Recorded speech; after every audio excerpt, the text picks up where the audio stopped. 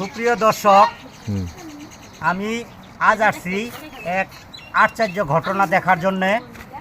ঘটনাটা হচ্ছে, এটা একটা লাউ গাছ। বাবাই, এদিকে একটু লাউ গাছটা দেখান। এটা লাউ গাছ না? হ্যাঁ, লাউ গাছ।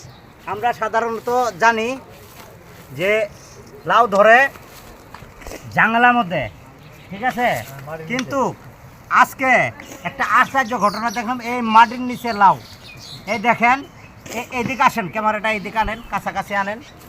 এই দেখেন, এই মাটির নিচে লাউ ধরছে। এই যে লাউগুলা, এই দেখেন, দেখা যাচ্ছে? হ্যাঁ, দেখা যাচ্ছে। এই যে লাউ, অনেক লাউ। আমার কাছে মনে হচ্ছে 200 নাও হবো। হ্যাঁ, ছোট ছোট লাউ, কিন্তু অনেক লাউ, ঠিক আছে। তো সুপ্রিয় দর্শকবৃন্দ, আমি এটা এই প্রথম দেখলাম।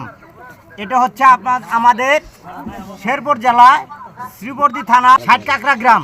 এটা হচ্ছে ষাটকাকড়া গ্রামে। এই দেখেন, আশ্চর্য। আপনারা এরকম দেখছেন কি না অবশ্যই কমেন্টে জানাবেন। আমি দেখি নাই। এই দেখেন কতগুলো লাউ, দেখেন, ক্যামেরাটা এই দিক কাছাই আনেন, লাউগুলো দেখান। ঠিক আছে, ঠিক আছে, হ্যাঁ, ঠিক আছে। শত শত লাউ দেখা যাচ্ছে। এই দেখেন, আমি গুনতে পারতেছি না, অনেক লাউ। আশ্চর্য।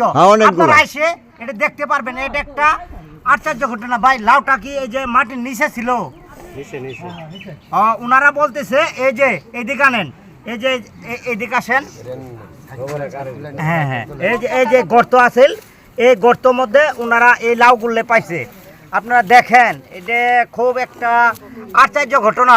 এরকম আমি দেখি নাই কখনো। আর অনেক বড় আছে। এইদিকে আনেন, ক্যামেরাটা আনেন। এই যে একটা বড় লাউ আছে।